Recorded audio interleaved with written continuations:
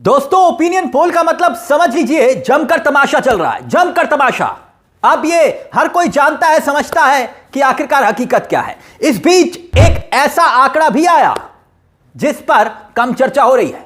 मुझे लगा कि वो आंकड़ा मैं आपके सामने रखूं। एक नहीं बल्कि दो तीन दिलचस्प आंकड़े हैं, दो तीन। वैसे ओपिनियन पोल का मतलब देश जान चुका है, मुझे बताने की जरूरत नहीं है।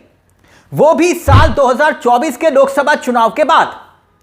जिस तरह से ओपिनियन पोल्स और एग्जिट पोल के नाम पर देश में तमाशा चल रहा था, वो सबने देख लिया।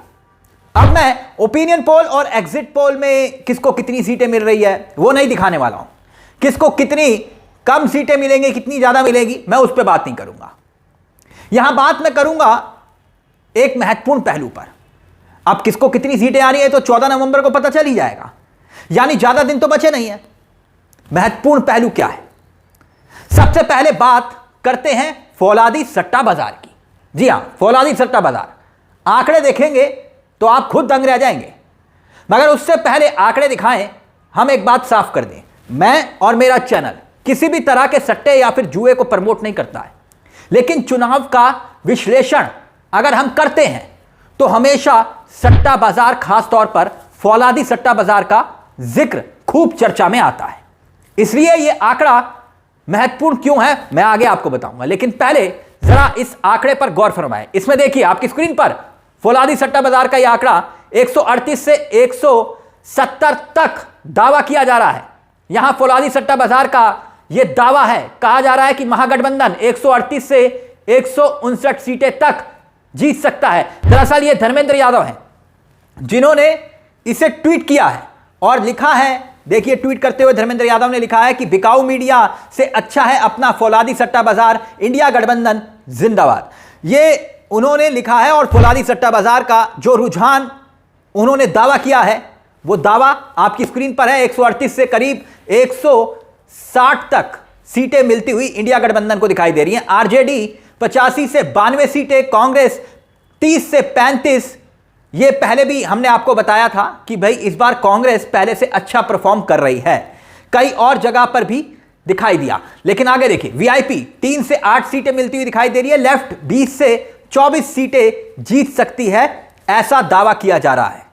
वहीं एनडीए गठबंधन की अगर हम बात करें तो 46 से 49 सीटें इसमें दी गई हैं कि भाई एनडीए जो बीजेपी की अगर हम बात करें तो इसमें दिखाई देता है।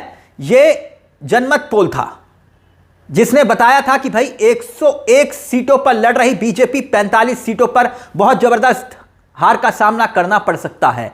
तो आंकड़े कहीं ना कहीं आकर वहीं सेट होते हुए क्या नजर आ रहे हैं। बीजेपी 46 से 49 सीटों पर, जबकि 101 से 45 जो है वो तकरीबन, अब 101 में से 45 की अगर हम बात करें तो 55 सीटें तकरीबन हैं। तगड़ी फाइट वहां पर दिखाई दे रही है। जेडीयू 38 से 40 सीटें यहां पर दिखाई दे रही है, जबकि लोक जनशक्ति पार्टी 8 से 9 सीटें यानी कि चिराग पासवान की पार्टी को मिलती हुई दिखाई दे रही है। हिंदुस्तानी आवाम मोर्चा 1 सीट मिलती हुई दिखाई दे रही है हम पार्टी को। ऐसे में यह दावा किया जा रहा है। चलिए एक और दिलचस्प आंकड़े की हम तरफ रुख करेंगे, जरा यहां पर एक नजर डाल लेते हैं। आपको मैं एक बात और बताना चाहूंगा, ऐसे एग्जिट पोल अब मैं आपके सामने रखूंगा जिसमें न्यूज चैनल्स पर चर्चा नहीं हो रही है। एग्जिट पोल में जिसमें प्रचंड लहर दिखाई दे रही है न्यूज चैनल्स में आपको कि भाई ये एनडीए की आ रही है, उसके इतर यहां पर तमाम ऐसे एग्जिट पोल्स हैं जिसमें यह पता चलता है कि नहीं महागठबंधन की सरकार आ रही है।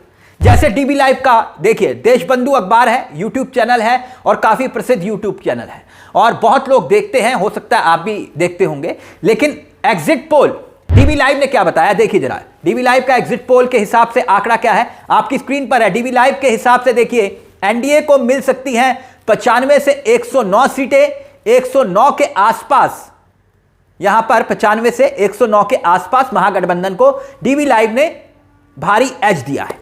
130 से 144 सीटें और अदर्स निर्दलीय भी यहां पर आ सकते हैं, यानी कि प्रशांत किशोर की पार्टी और निर्दलीय, जो कि 0 से 8 का आंकड़ा यहां पर दिखाई देता है। ठीक, तो यहां पर महागठबंधन भारी एज लेता हुआ दिखाई दे रहा है। लेकिन यहां एक दिलचस्प बात है, एनडीए को 109 के आसपास भी यहां पर दिखाया हुआ है 95 से 109। अब देखिए यहां पर 95 से 109 जो अंतर है, जो मार्जिन है, फिर भी समझ में आता है क्योंकि 95 से 109। लेकिन अगर आप दूसरे न्यूज चैनल्स के आंकड़ों को देखेंगे तो मार्जिन क्या दिखाई दे रहा है, 20 से 30 सीटों का मार्जिन दिखाई दे रहा है कि भाई इतने से इतने जीतेंगे।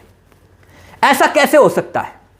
अब देखिए डीबी लाइव के साथ साथ एक और आंकड़ा जिसकी काफी चर्चा हो रही है, वो भी न्यूज चैनल्स के आंकड़ों के बीच कहीं छुप गया या छुपा दिया गया, तो मुझे लगा कि आपके सामने यह आंकड़ा भी रख देना चाहिए। देखिए जीरो मार्जिन है, उनका एग्जिट पोल क्या कह रहा है। उनके हिसाब से महागठबंधन को मिल रही हैं 130 से 140 सीट, यानी कि महागठबंधन प्रचंड बहुमत के साथ सरकार बना रहा है, जबकि एनडीए बहुमत से बहुत पीछे 100 से 110 सीटें, यानी क्लियरिटी मेजॉरिटी महागठबंधन की सरकार को मिलती हुई इस पोल्स में दिखाई दे रहा है। एनडीए 100 से 110 और जबकि अदर्स यानी कि 0-3, इसमें निर्दलीय मिला लीजिए या प्रशांत किशोर को मिला लीजिए, यहां पर दिखाई दे रहा है कि 3 सीटें मिल सकती हैं। इस हिसाब से तो ये जो है आंकड़ा पता चलता है कि अगर प्रशांत किशोर बहुत कम यहां पर सीटों पर जीत रहे हैं इस आंकड़े के मुताबिक, जबकि एआईएम यानी कि ओवैसी की पार्टी यहां पर 3 से 4 सीटें जीत सकती है, इस तरह का दावा किया जा रहा है। और अगर एआईएम सीटें निकालती है तो इसका मतलब क्या होगा? इसका मतलब यह होगा कि जो सीमांचल के इलाके जहां पर पार्टी चुनाव लड़ रही थी वहां से सीटें निकाल रही है। इसका मतलब यह होगा कि सीमांचल के इलाके में महागठबंधन यानी कि तेजस्वी यादव और इंडिया गठबंधन को नुकसान हुआ होगा। अगर यह आंकड़ा सही है तो एआईएम को 3 से 4 ये अच्छी सीटें जीरो मार्जिन जीरो मीडिया की तरफ से दिए जा रही हैं। ऐसे में आप तमाम आंकड़ों की कहानी को समझिए, मगर एक बात और, जिस फौलादी सट्टा बाजार का हमने जिक्र किया, दरअसल अमूमन जो प्रेडिक्शंस होते हैं कि भाई कौन कहां कितनी सीटें ले रहा है, इसके प्रेडिक्शंस जो हैं वो काफी हद तक सही साबित होते हैं जो दावा होता है। जैसे पूर्व में आपने देखा होगा कि राजस्थान में जो सरकार बनी उसको लेकर खास तौर पर राजस्थान में जब भी चुनाव होते हैं तो ये आंकड़े फौलादी सट्टा बाजार के खूब सुर्खियों में रहते हैं। इसके अलावा कई चुनाव में जो हैं फौलादी सट्टा बाजार के ये प्रेडिक्शन सही साबित होते हैं। और फिर साफ कर दें कि हम किसी भी सट्टा बाजार को प्रमोट नहीं करते हैं। मैं खुद 20 साल से मीडिया चैनल्स में काम करता रहा हूं, तमाम मीडिया चैनल्स में, हकीकत मुझे मालूम है। लेकिन फिर भी एग्जिट पोल कैसे होते हैं, बहुत से लोगों से मैं भी पूछता हूं कि एग्जिट पोल जो हो रहे हैं क्या आपके पास कोई आया था? मैं आपसे भी पूछ रहा हूं, क्या आपके पास कोई आया? आज तक किसी ने आपसे पूछा ओपिनियन पोल्स को लेकर? यह कहा जा रहा है कि भाई ओपिनियन पोल्स हम डोर टू डोर जाकर सर्वे कलेक्ट करते हैं। किसी के पास, जितने भी हमारे दर्शक हैं, मुझे बताएं कितने लोग आए थे आपके पास ओपिनियन पोल को लेकर? बताइएगा, कमेंट करके जरूर बताइएगा कि आपके पास, आपके घर के आसपास या आपके किसी दोस्त या किसी रिश्तेदार के यहां पर कोई ओपिनियन पोल करने वाला आया था क्या? या फिर सिर्फ एसी कमरे में बैठकर जो आका को पसंद हो वही हम बात करेंगे? तुम दिन को अगर रात कहो तो हम रात कहेंगे? यानी सब साहब को खुश करने के लिए ये आंकड़े रखे जाते हैं। कहानी क्या है? आपको क्या लगता है? इस मुद्दे को लेकर अपनी राय हमें कमेंट बॉक्स में जरूर दीजिएगा। मुझे तिलक चावला को दीजिए इजाजत। चलते चलते दरख्वास्त, हमारे चैनल को सब्सक्राइब करना मत भूलिएगा। ये मंच आपका है जहां हम सिर्फ खबर नहीं दिखाते बल्कि खबर के पीछे की खबर भी बताते हैं। नमस्कार, जय हिंद, जय भारत।